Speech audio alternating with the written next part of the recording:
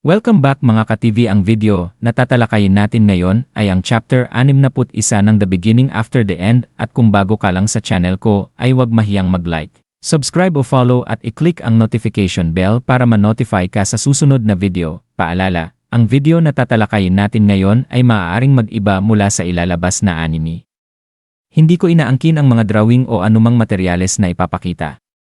Ang layunin ko ay magpakita ng suporta at magbigay ng impormasyon tungkol dito. Ang lahat ng kredito ay nananatili sa mga orihinal na may-ari. Maraming salamat habang patuloy na sinusuyod ni Arthur at ng kanyang grupo ang mas mapanganib na bahagi ng dungsyon.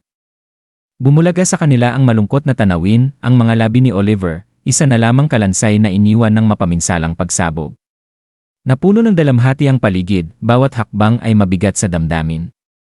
Lumuhod si Arthur sa tabi ng mga buto ni Oliver at dahan-dahang kinuha ang bato mula sa kanyang tungkod, bahagyang kumikislap pa sa natitirang enerhiya. Tahimik niyang iniabot ito kay Samantha. Palitan mo ang bato sa tungkod mo gamit ito, ani Arthur, mababa ang tono ngunit matatag. Mas malakas ito. Nanginginig ang kamay ni Samantha habang tinanggap ito, baka sa mukha ang lungkot, alam nilang hindi sila maaaring tumigil. Inanyayahan ni Arthur ang lahat na magpatuloy at sumang-ayon si Brown. Nagbabala na maaaring may isa pang pagsabog. Habang nagmamadali silang makalabas sa ibang daan, bigla na lamang yumanig ang lupa at lumitaw mula sa ilalim ang dambuhalang nilalang, isang higanteng uod na tila gawa sa bato at kaliskis. Agad na inutusan ni Brown si Creole na harangin ito.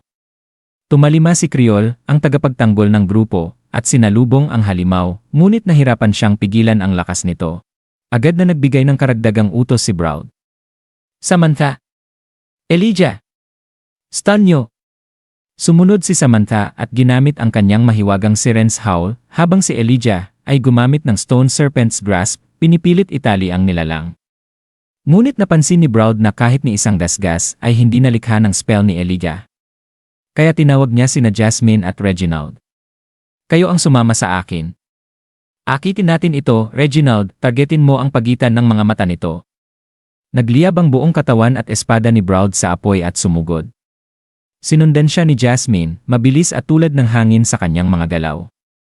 Si Reginald naman ay naghanda ng isang matalim na tira. Samantala, si Lucas ay natigilan sa takot habang pinapanood ang labanan. Takot ba ako?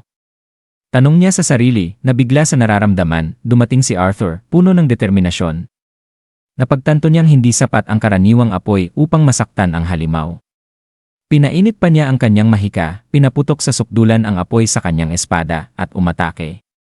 Pagkatapos ng isang matinding hiwa, sumigaw siya, Jasmine, ngayon.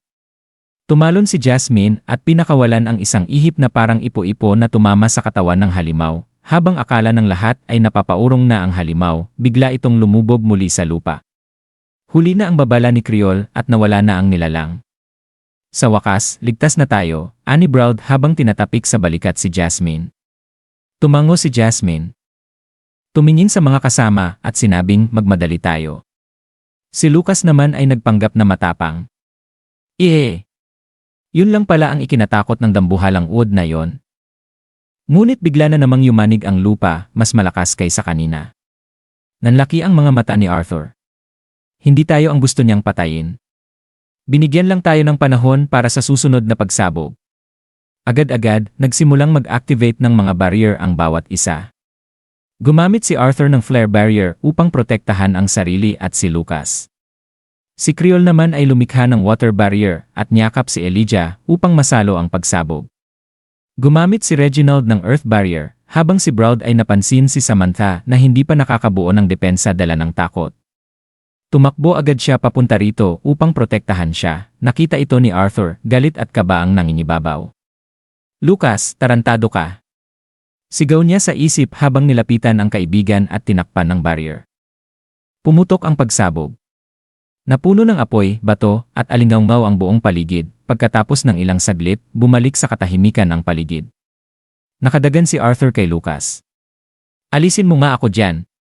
Inis na sabi ni Lucas, nanginginig pero ligtas. Paglingon ni Arthur, agad niyang hinanap si Brown at doon niya ito nakita, nakatayo sa harap ni Samantha, niyakap ito upang iprotekta.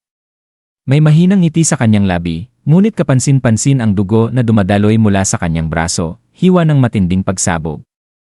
Napasigaw si Samantha habang napaluhod, hindi.